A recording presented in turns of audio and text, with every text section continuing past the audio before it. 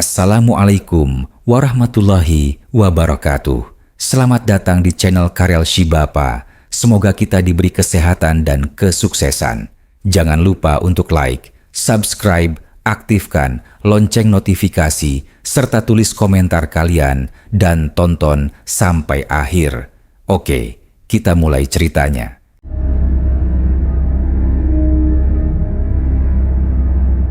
Gedung kantor PT Arta Cakrawala berdiri tinggi di Jakarta, dengan kaca-kaca besar yang memantulkan cahaya matahari pagi, dan lalu lintas padat yang tak pernah berhenti. Dan setiap pagi, para karyawan masuk dengan wajah lelah yang disembunyikan di balik senyum profesional. Hendra Wijaya adalah General Manager yang dikenal disiplin, tegas, dan ambisius, seorang pria berusia 42 tahun yang sudah 12 tahun mengabdikan dirinya pada perusahaan itu tanpa pernah benar-benar merasa cukup. Ia tinggal di daerah Jakarta Selatan di sebuah rumah minimalis bersama istrinya, Rani, yang sering mengeluh karena Hendra jarang pulang tepat waktu dan percakapan mereka belakangan hanya berisi hal-hal singkat yang terasa dingin. "Mas, kamu bahkan nggak lihat aku waktu aku ngomong," kata Rani suatu malam. Dan Hendra hanya menjawab singkat, "Aku capek, Ran, jangan mulai lagi."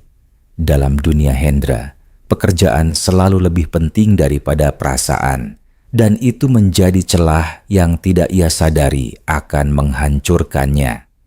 Di kantor, Hendra dikenal sebagai orang yang hampir pasti akan naik menjadi direktur operasional dalam waktu dekat, sebuah posisi yang juga diincar oleh Arman Prasetyo, rekan kerjanya yang sudah lama bersaing diam-diam dengannya.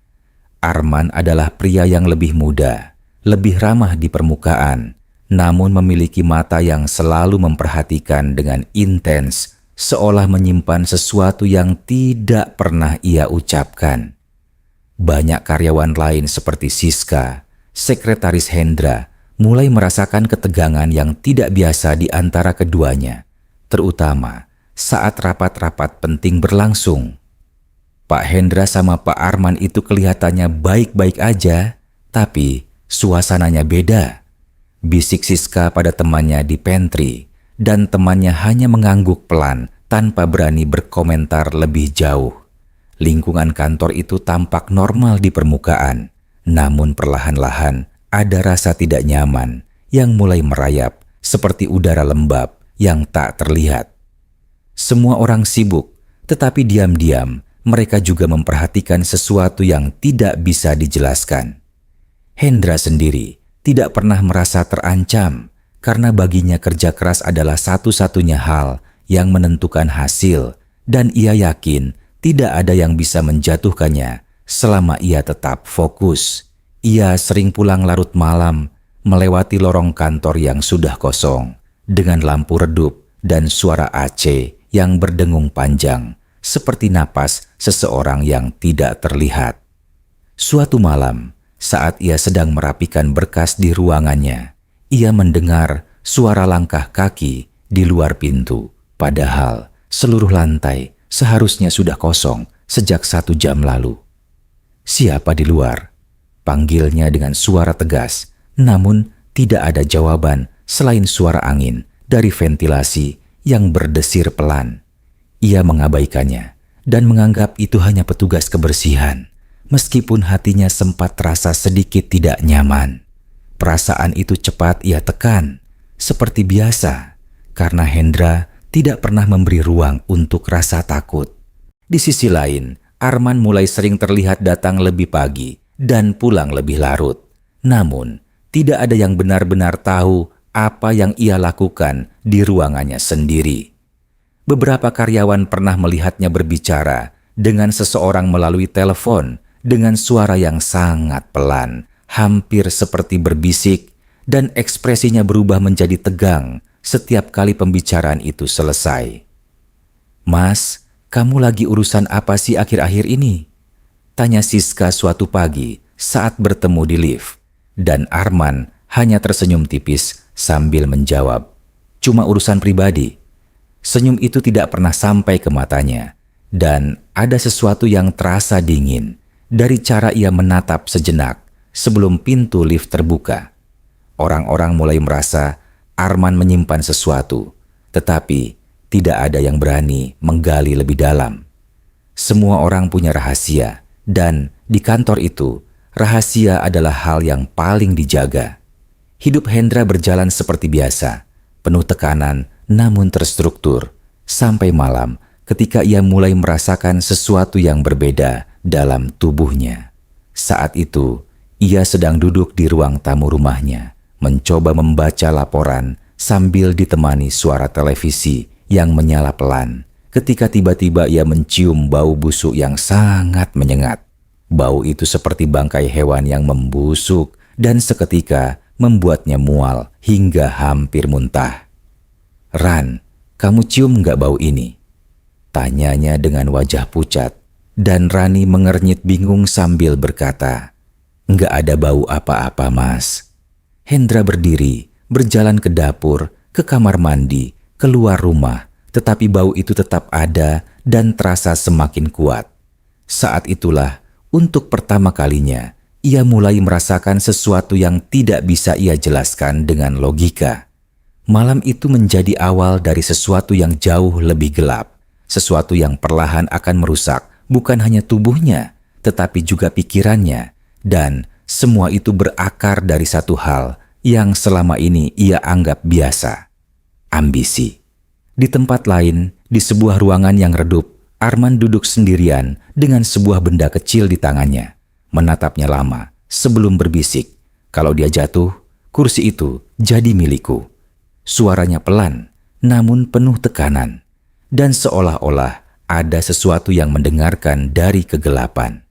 Angin di luar jendela tiba-tiba berhembus lebih kencang, dan lampu di ruangan itu berkedip sesaat sebelum kembali stabil.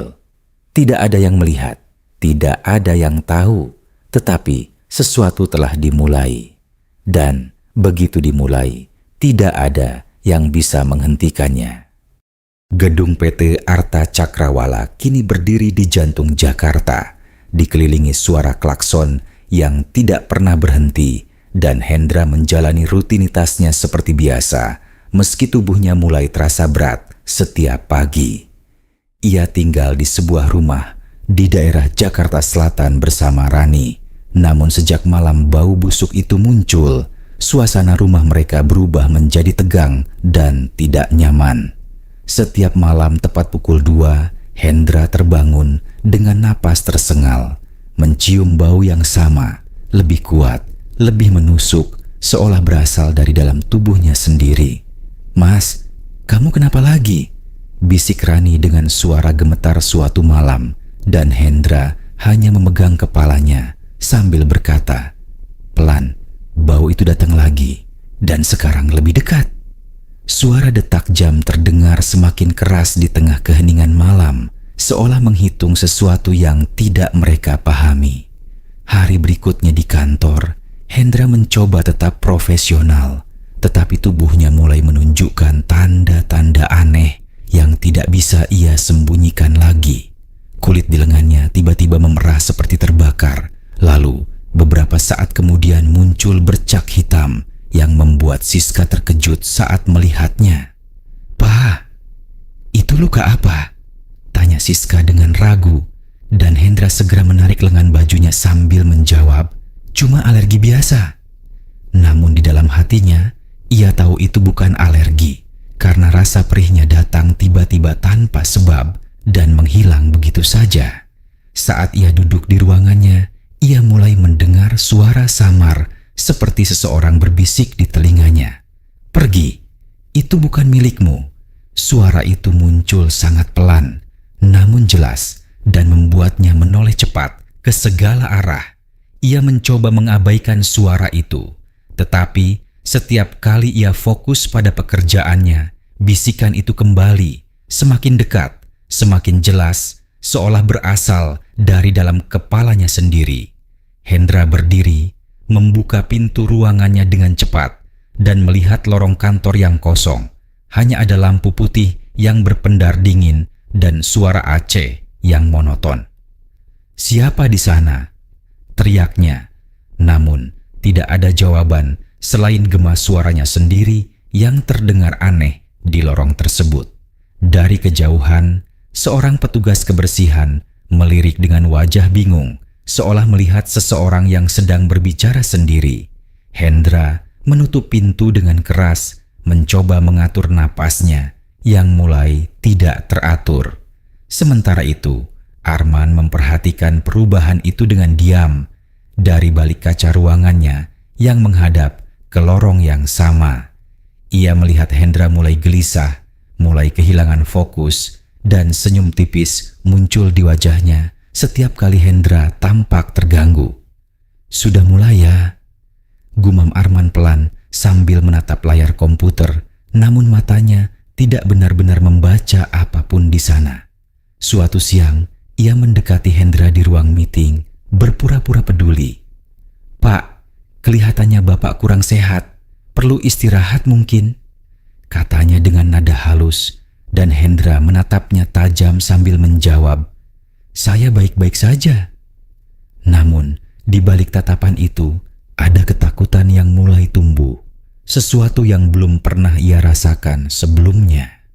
Gangguan tidak berhenti di kantor, karena malam berikutnya menjadi lebih buruk dari sebelumnya, dan kali ini Rani juga mulai merasakannya.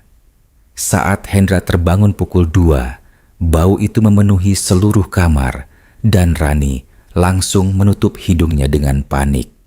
"Mas, ini bau apa?"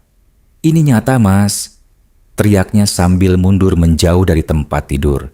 Matanya penuh ketakutan. Hendra sendiri terdiam, karena untuk pertama kalinya ia tahu bahwa ini bukan hanya ada di kepalanya. Dari sudut kamar, terdengar suara pelan seperti sesuatu digesek di lantai, dan mereka berdua menoleh perlahan. Bayangan hitam bergerak cepat di dinding, lalu menghilang seketika, meninggalkan keheningan yang jauh lebih mencekam.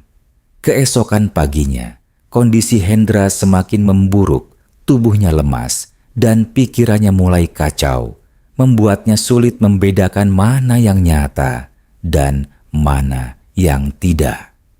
Ia mulai mengalami mimpi yang sama berulang-ulang tentang seseorang yang duduk di ruangan gelap, menatapnya tanpa wajah sambil mengucapkan satu kalimat yang terus berulang, "Kembalikan," atau "kamu yang diambil." Setiap kali ia terbangun dari mimpi itu, tubuhnya basah oleh keringat dan jantungnya berdetak sangat cepat seperti habis berlari. Ia mulai merasa diawasi, bahkan saat ia sendirian di kamar mandi atau di dalam mobil. Perasaan itu tidak pernah benar-benar hilang.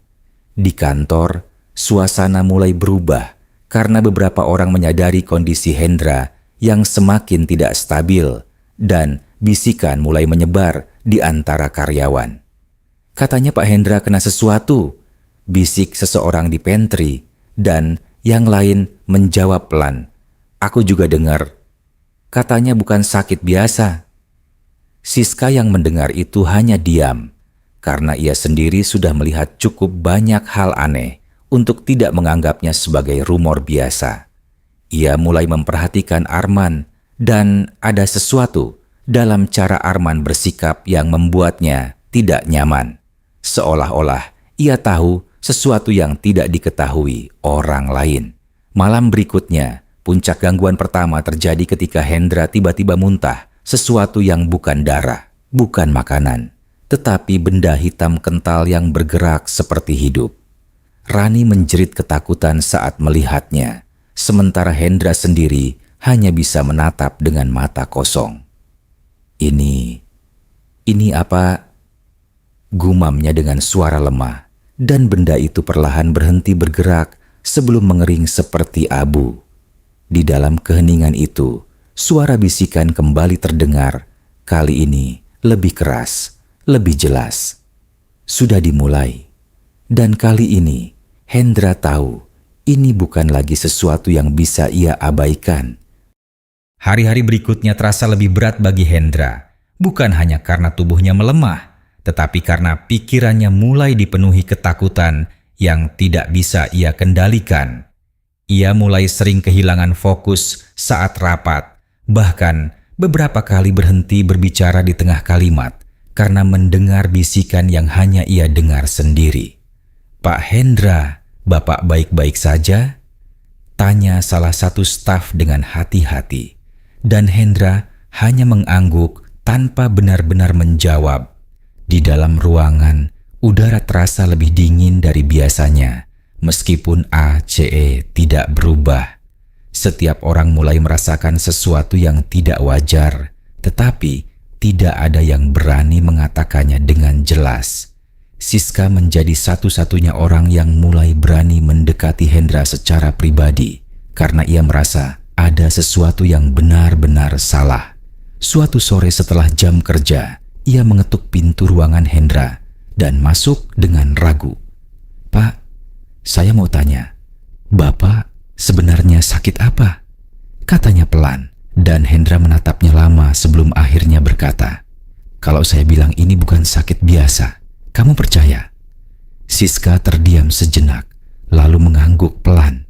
Hendra menarik napas panjang, seolah menahan sesuatu yang berat, lalu berbisik, "Saya merasa ada yang kirim sesuatu ke saya." Percakapan itu menjadi titik awal bagi Siska untuk mencari tahu lebih jauh, karena ia teringat sesuatu yang pernah ia dengar dari petugas keamanan lama gedung tersebut. Ia mendatangi Pak Darto, seorang satpam senior yang sudah bekerja di sana lebih dari 20 tahun dan dikenal sering tahu hal-hal yang tidak biasa. "Pak, dulu pernah ada kejadian aneh di kantor ini?" tanya Siska dengan hati-hati, dan Pak Darto hanya menghela napas panjang sebelum menjawab, "Banyak, tapi yang paling parah, waktu dulu ada orang yang jatuh gara-gara rebutan jabatan." Suasana mendadak terasa lebih berat saat ia melanjutkan, "Orang itu katanya nggak mati biasa, katanya dibawa." Siska mulai menghubungkan semua hal yang ia lihat dengan cerita itu, terutama perubahan sikap Arman yang semakin mencurigakan. Ia memperhatikan bahwa Arman sering pergi ke basement parkiran pada malam hari saat hampir semua orang sudah pulang. Suatu malam, ia memberanikan diri mengikuti Arman dari kejauhan dengan langkah pelan agar tidak terdengar. Di basement yang gelap dan lembab, ia melihat Arman berdiri di dekat mobilnya, mengeluarkan sesuatu dari tas kecil berwarna hitam. Dari tempatnya bersembunyi, Siska melihat Arman berlutut dan meletakkan benda itu di tanah, lalu mulai berbisik dengan suara yang tidak jelas. Angin tiba-tiba berhembus dingin di dalam basement, padahal tidak ada ventilasi terbuka, dan lampu di atas mereka berkedip pelan. "Terima apa yang saya kirim, jatuhkan dia." Suara Arman terdengar lebih jelas sekarang, membuat bulu kuduk Siska merinding. Ia hampir menjatuhkan ponselnya saat melihat bayangan lain muncul di belakang Arman. Bayangan yang tidak memiliki bentuk yang jelas, namun bergerak seperti makhluk hidup. Siska mundur perlahan, mencoba menahan napasnya agar tidak terdengar. Jantungnya berdetak sangat cepat, seolah ingin keluar dari dadanya. Di saat yang sama, di rumahnya, Hendra mengalami sesuatu yang jauh lebih mengerikan daripada sebelumnya. Tubuhnya tiba-tiba kejang saat ia sedang duduk di ruang tamu, dan matanya terbuka lebar, seolah melihat sesuatu yang tidak bisa dilihat orang lain. Mas, dengar aku!" teriak Rani sambil mengguncang tubuhnya, namun Hendra tidak merespons.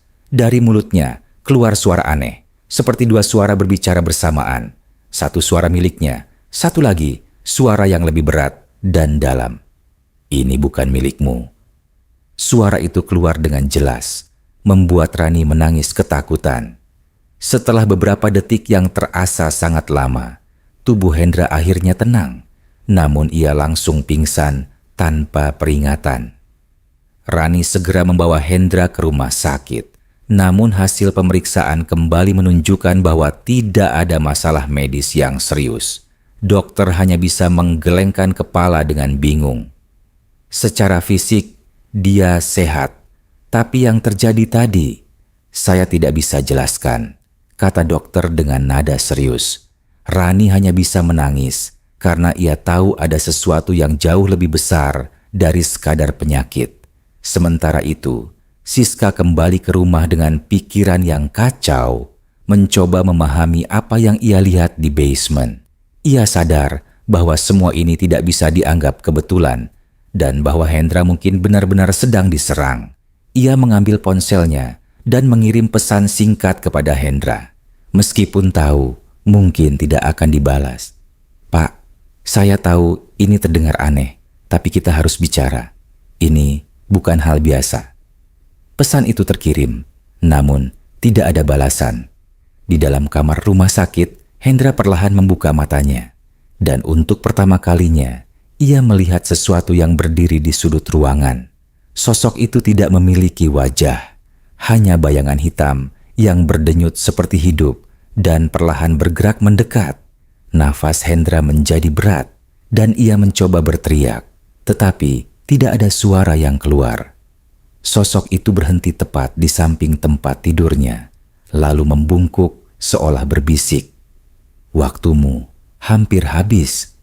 Dan kali ini, Hendra tahu ini bukan hanya ancaman. Malam itu menjadi titik balik ketika semua yang tersembunyi akhirnya mulai terkuak. Dan Hendra tidak lagi bisa menyangkal bahwa dirinya sedang menjadi target sesuatu yang dirancang dengan sengaja. Tubuhnya semakin kurus dalam hitungan hari, matanya cekung, dan kulitnya pucat seperti kehilangan darah meskipun tidak ada luka terbuka. Rani duduk di samping tempat tidurnya di rumah sakit, menggenggam tangannya yang dingin sambil terus berbisik, "Mas, kamu harus kuat, kamu harus balik." Hendra menatap kosong ke langit-langit, namun dalam pikirannya, ia terus melihat sosok itu berdiri di sudut ruangan, tidak pernah benar-benar pergi. Setiap kali ia berkedip, sosok itu semakin dekat. Siska akhirnya datang ke rumah sakit setelah menerima kabar dari salah satu staf, dan ia membawa sesuatu yang selama ini ia pendam sendiri. Ia masuk ke kamar dengan wajah tegang, lalu berkata, pelan, "Pak, saya tahu siapa yang lakukan ini." Rani langsung menoleh dengan cepat, matanya merah karena menangis. "Siapa?" tanyanya hampir berteriak. Siska menelan ludah, lalu menjawab dengan suara gemetar, "Pak Arman." Ruangan itu mendadak terasa lebih dingin, seolah nama itu memicu sesuatu yang tidak terlihat. Hendra mencoba menggerakkan kepalanya, menatap Siska dengan sisa tenaga yang ia miliki. "Kenapa dia?" bisiknya pelan. Siska mengingat kembali apa yang ia lihat di basement, dan semuanya terasa semakin jelas sekarang. Dia melakukan sesuatu, ritual, "Saya lihat sendiri," katanya sambil menahan tangis. Rani menutup mulutnya dengan tangan, tidak percaya bahwa seseorang bisa melakukan hal sekejam itu hanya karena jabatan. Namun di dunia mereka, ambisi seringkali lebih kuat daripada kemanusiaan. Tanpa banyak waktu tersisa, Siska memutuskan untuk membawa seseorang yang ia kenal, seorang perempuan tua bernama Bu Ratih yang dikenal di kampungnya sebagai orang yang paham hal-hal gaib. Bu Ratih datang malam itu juga dengan langkah pelan namun tatapan tajam yang seolah langsung membaca keadaan.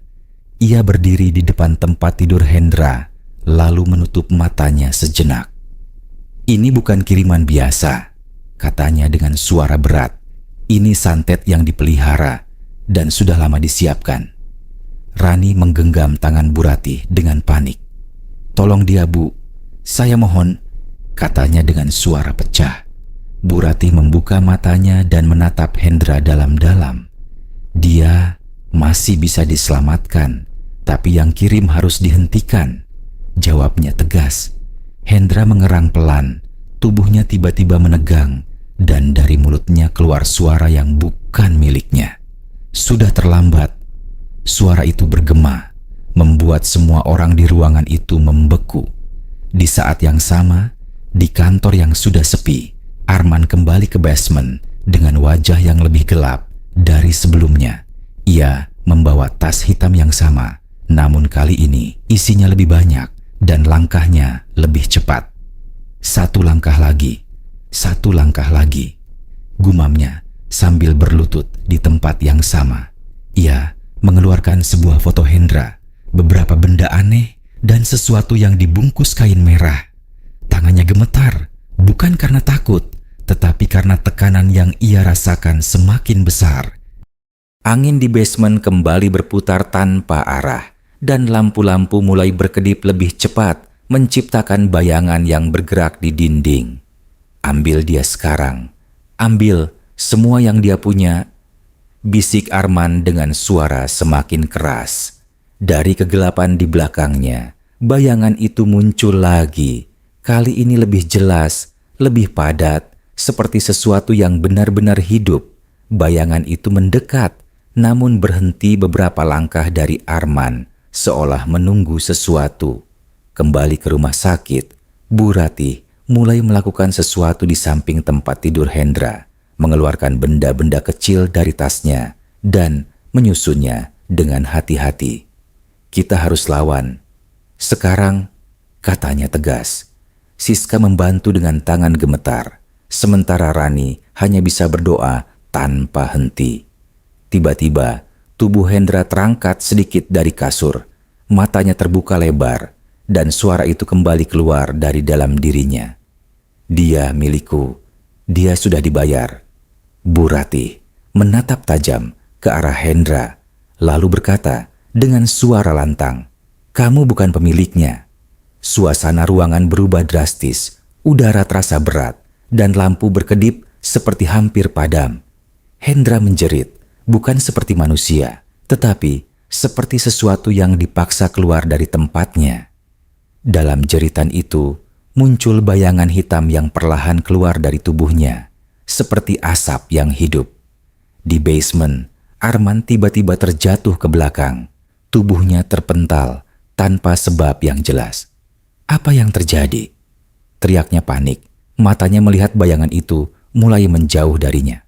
Untuk pertama kalinya, rasa takut muncul di wajahnya. "Kembali, aku belum selesai," teriaknya dengan suara putus asa. Namun bayangan itu tidak berhenti, seolah ada kekuatan lain yang menariknya. Di rumah sakit, bayangan itu kini berdiri di tengah ruangan, di antara Hendra dan Bu Ratih. Semua orang membeku, tidak berani bergerak. Bayangan itu bergetar, lalu perlahan berbalik, seolah memilih arah. Hendra jatuh kembali ke kasur. Napasnya lemah, namun masih hidup. Rani menangis histeris, memeluknya dengan erat. Namun bayangan itu tidak menghilang. Ia hanya diam sejenak, lalu bergerak menuju sesuatu yang lain. Dan di tempat lain, Arman merasakan sesuatu yang sama, mulai merayap di tubuhnya. Nafasnya terhenti sejenak, dan matanya melebar ketakutan. Tidak, bukan aku," bisiknya. Untuk pertama kalinya, ia sadar apa yang ia kirim bisa kembali. Pagi itu, suasana rumah sakit terasa lebih sunyi dari biasanya, namun bukan karena tenang, melainkan karena sesuatu telah berubah tanpa bisa dijelaskan. Hendra masih terbaring lemah, tetapi napasnya mulai stabil, dan untuk pertama kalinya dalam beberapa hari, ia bisa membuka mata tanpa melihat bayangan di sudut ruangan. Rani menggenggam tangannya dengan harapan yang rapuh, sambil berbisik pelan, "Mas, kamu kembali ya?" Dan Hendra hanya menatapnya dengan mata kosong, seolah belum sepenuhnya sadar dari apa yang telah ia alami. Bu Ratih berdiri di dekat jendela, menatap keluar dengan wajah serius yang tidak menunjukkan rasa lega sedikit pun. "Ini belum selesai," katanya pelan, tanpa menoleh. Siska yang berdiri di belakangnya menelan ludah, mencoba memahami maksud dari kalimat itu. "Maksud ibu, masih ada?" tanyanya dengan suara pelan. Bu Ratih mengangguk perlahan, lalu menjawab, yang datang tadi malam bukan sekadar kiriman, itu sesuatu yang sudah lama menempel di tempat itu. Kata-katanya membuat suasana ruangan kembali terasa berat, seperti ada sesuatu yang belum benar-benar pergi. Rani memeluk Hendra lebih erat, seolah takut kehilangan lagi. Di luar, suara ambulans melintas cepat, menambah ketegangan yang belum mereda. Di sisi lain kota, di basement kantor PT Arta Cakrawala yang masih gelap dan lembab, Arman ditemukan tergeletak di lantai oleh petugas kebersihan pagi itu. Tubuhnya kaku, matanya terbuka lebar, dan wajahnya membeku dalam ekspresi ketakutan yang dalam. "Pak, Pak Arman!" teriak petugas itu panik, namun tidak ada respons sama sekali. Di sekelilingnya, benda-benda yang ia gunakan malam sebelumnya berserakan, sebagian hangus seperti terbakar tanpa api. Tidak ada luka fisik yang terlihat, tetapi tubuhnya terasa dingin seperti sudah lama tidak bernyawa. Berita itu sampai ke rumah sakit beberapa jam kemudian, dan Siska langsung memucat saat mendengarnya. "Dia ditemukan di basement," katanya pelan. Suaranya hampir tidak terdengar. Rani menatapnya dengan mata penuh ketakutan. "Meninggal?" tanyanya pelan. Siska mengangguk lalu menambahkan, "Tapi," katanya wajahnya seperti melihat sesuatu. Hendra yang mendengar itu perlahan menutup matanya, dan untuk sesaat ekspresinya berubah, seperti mengingat sesuatu yang tidak ingin ia lihat lagi. Namun, yang tidak diketahui siapapun, sesuatu tidak benar-benar berakhir di basement itu. Kamera CCTV yang rusak sebagian masih menyimpan rekaman malam sebelumnya, dan ketika teknisi mencoba memutar ulang, mereka melihat sesuatu yang tidak seharusnya ada. Dalam rekaman itu, terlihat Arman berdiri sendiri, lalu tiba-tiba bayangan besar muncul di belakangnya, jauh lebih jelas daripada sebelumnya. Bayangan itu tidak hanya berdiri, tetapi perlahan mencondongkan tubuhnya, seperti mendekat untuk berbisik. Dan tepat sebelum rekaman terputus, terlihat sesuatu keluar dari bayangan itu. Sesuatu yang menyerupai wajah, namun tidak manusiawi. Di rumah sakit, Hendra akhirnya diperbolehkan pulang beberapa hari kemudian, meskipun kondisinya belum sepenuhnya pulih. Ia kembali ke rumahnya di Jakarta Selatan, namun suasana rumah itu tidak lagi terasa sama seperti sebelumnya. Setiap sudut terasa asing, seolah ada sesuatu yang pernah masuk dan belum sepenuhnya pergi. Rani mencoba menghidupkan kembali suasana normal, memasak, berbicara, dan tersenyum, namun semua itu terasa dipaksakan. "Mas, kita mulai lagi ya. Pelan-pelan," katanya suatu sore, dan Hendra hanya mengangguk tanpa benar-benar menjawab. Malam pertama di rumah menjadi ujian yang tidak pernah mereka bayangkan. Tepat pukul 2, Hendra terbangun lagi. Kali ini tanpa bau busuk, tanpa suara bisikan. Ia duduk perlahan, menatap ke arah pintu kamar yang tertutup. Semuanya sunyi, terlalu sunyi. "Ran," bisiknya pelan, memastikan bahwa semuanya baik-baik saja. Namun dari luar kamar, terdengar suara langkah kaki pelan. Satu langkah, lalu satu lagi. Suara itu berhenti tepat di depan pintu. Nafas Hendra tertahan, dan jantungnya mulai berdetak cepat. Ia menatap pintu itu tanpa berkedip. Lalu terdengar suara pelan, sangat pelan, seperti seseorang berbisik di balik kayu pintu. Jabatan itu belum selesai. Pintu kamar bergetar sedikit, dan dari celah bawah pintu, bayangan hitam perlahan merayap masuk. Tidak ada yang benar-benar berakhir. Demikianlah cerita horor pada video kali ini. Terima kasih sudah menonton video ini. Jangan lupa untuk komen, like, dan subscribe-nya.